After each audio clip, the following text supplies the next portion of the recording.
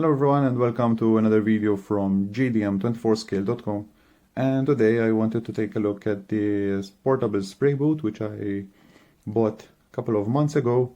It is made by Spraycraft. Alright, it is being marketed as a portable fold-away spray boot since it can be folded and takes much less space. Alright, on the box we can see some of the illustrations of how to set it up and everything, and how you can fold it.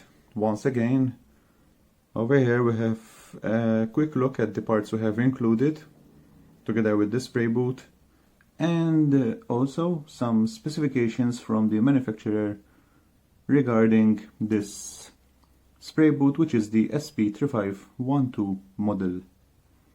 Now let's take a look at the spray boot which I have set up on my bench. Now here it is, the spray boot sitting on my bench. Let's have a quick look at the boot from the angles we can see while working with. Okay, some labels and everything. Basically it's plastic, okay, over here. And we can already see some modifications which I have done. Basically right now we are seeing some tape. I will talk about that in a minute or two. Alright, and this is the way it folds. Usually it fully closes. Right now you can see that it is a bit open. That is because of one of the modifications I have done. We have this wire coming out, but that is all because of me, because before it was closing perfectly well. Alright, and let's begin by opening it and have a look at what has been done. Alright, so to begin with, the tape we see over here and the LEDs we see over there, those were attached by me, so don't worry if mine is a bit already dusty and everything. That is not from the manufacturer, okay, it's all because of the modifications I did, but basically I added more light to it and covered the floor so that I will not fill the working area with paint and everything, just to keep it a bit clean. Alright, but that is something I like to do. Let's open the second section, which still opens normally due to LEDs I did, but we need to attach. Okay, like that, so that this upper section will remain open once you attach these 1 and 2 in their appropriate place. The filter is all dirty. I will remove it so that we can see together all the residue that was caught throughout my AutoZone build, and having a closer look at what's included. This is the standard LED lighting which you will have included with this type of spray boot. As you can see, it is just 6 LEDs with a reflector. For me, that is not enough lighting, especially if I airbrush when it's already dark outside, and when I tried to airbrush the first time, there simply wasn't enough light to see exactly what are you airbrushing, so I decided to add more lighting, and this came over here where I added 2 strips of LED lights. They are held in place with some silver duct tape. Okay, the LEDs does have the double-sided on the back, but that simply wasn't enough while working, so I added more support with the duct tape. And the wire you have seen before is the wire to power up these LEDs.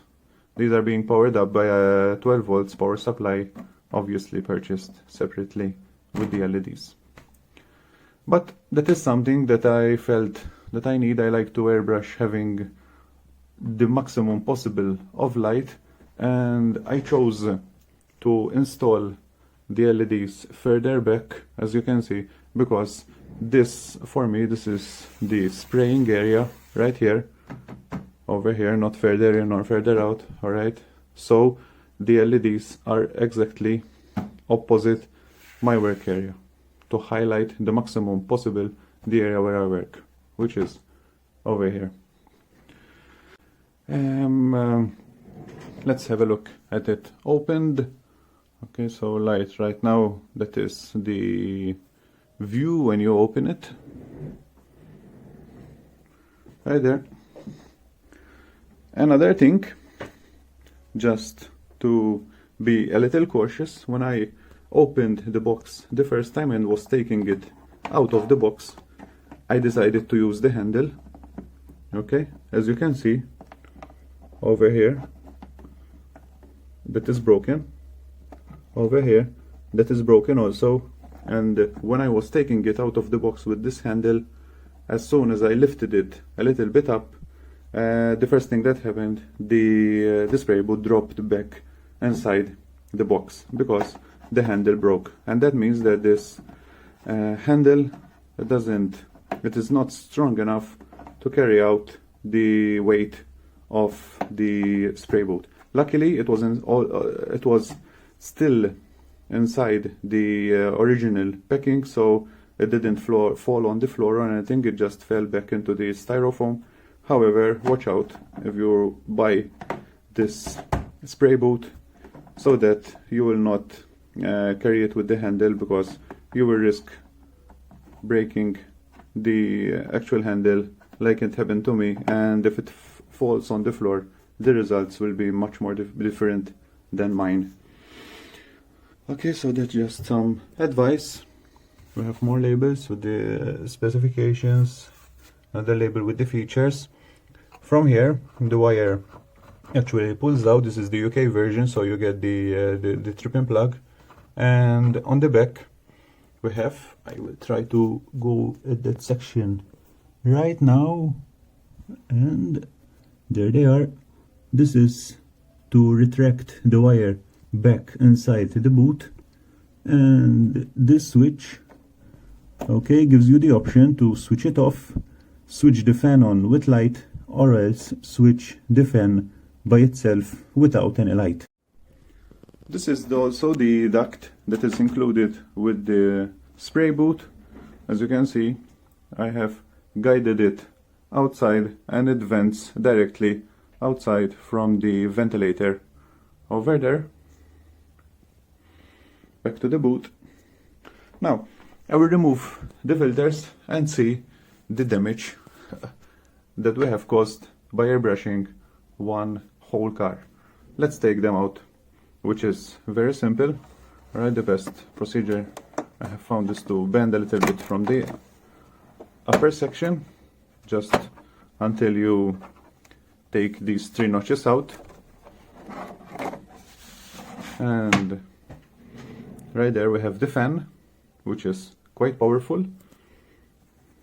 This grill, it keeps the filters from getting sucked up with the fan. And speaking of filters, we have actually 2. This is the first filter that comes in contact with the fan, and the second bluish filter, which we see once we are looking at the boot from the inside. And thanks to this frame, we can see the difference between the fan being new, the boot, then the filters being new right there, and the particles that were caught during the airbrushing. That is one. You can see some black also on the back, and this is number 2. This was all caught. Okay, thanks to the filters. Okay, so was avoided from getting vented outside. It's caught with the filters.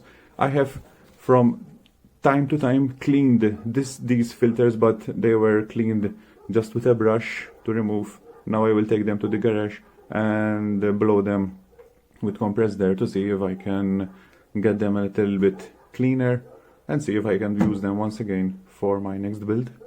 Alright, so I will come back to continue this video after also cleaning them. And now revealing the fan, okay, I can speak about the power of the spray boot, which is actually quite good. Before buying the spray boot, I used to utilize a custom-made spray boot, which is that one right there, and it used a metal ventilation fan, which I had bought from a hardware store. It was doing the job, however it wasn't venting out as efficiently as this one. This is great, alright. Ventilation of the fumes from the airbrushing are being vented out immediately. I can't complain about that, and so it's doing its job quite well. And thinking about it right now, I can honestly say that I should have gone for buying this type of spray boot right away, rather than the hassle of creating my own and then finally opting to go for buying this one. Now, let's go for the test, which I said earlier. I will close the curtains and come back to show you the difference between the standard LED light and the ones I have modified. Okay? So I have closed the curtain and the door to allow the room to be a little bit more darker so that you can see the light. And I'm going to switch on the fan, and it will automatically switch on the standard light over there and see the difference. The fan like this, especially without the filters, is quite noisy, so I will do my utmost so that you can hear me while we are testing the standard LED light. That is switched on, and as you can see, the standard light, it has the main focus of the lighting over here. As we can see, the surrounding areas are still quite dark. Now let's move on subject. This is the Lexus LFA body attached to my spraying stand, and right now it's okay, we can see the lighting, okay. However, when I am looking at it from this side is still quite dark, and this side is quite bright, which is the opposite of what I actually require. I require this side to be bright because this is the side I am seeing while airbrushing, but the boot is highlighting this side, which is useless for me because I am not spraying that side. That is why I needed more lighting in the work area that I actually work with. So for me, the normal work area is like this over here, where the stand is placed right now, and the original light over there is not giving me the light I require so that I would be sure of what I am airbrushing and the layers I am actually applying to the body or the actual parts. Let me switch on the light, which I have added myself, which are these LED strips. Let's go. Okay, that's much better. Okay, so now we have the standard light together with the LEDs I have added also switched on. As you can see, thanks to the new lights, the boot is now completely illuminated from every side, especially my work area, which is right here. And since the LEDs are placed further out from my actual work area, all my required sides, my airbrushing area, is actually highlighted. Alright, usually I keep the body at an angle, at this angle, like that, and that gives me the perfect illumination I require while airbrushing, so that I can see everything I am doing. Anything that falls on the body, I will be able to see it right away. And that is the modification which for me is needed when using these type of boots. Alright, I'm not judging or anything, and everyone has his own opinion. However, to me, the standard lighting just simply won't do.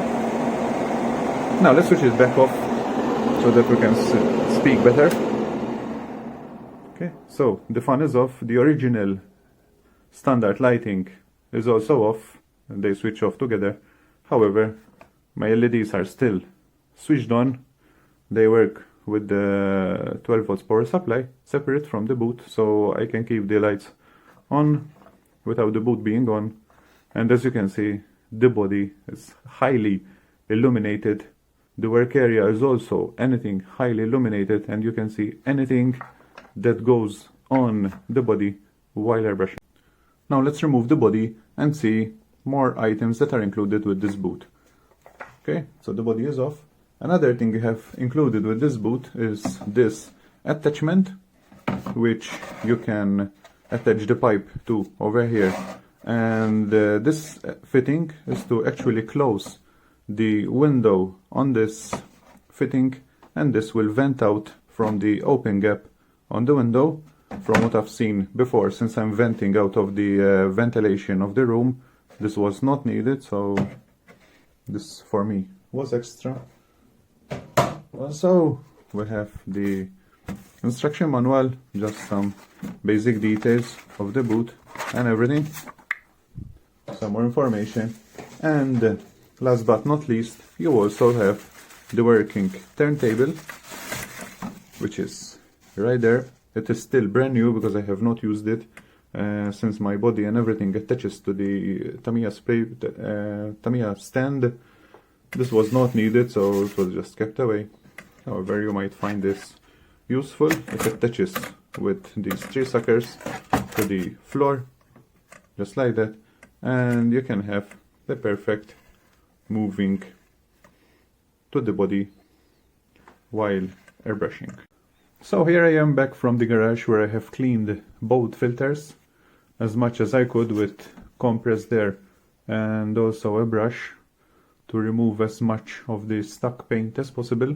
This is the best result I could get. It's not perfect from what can be seen from the border.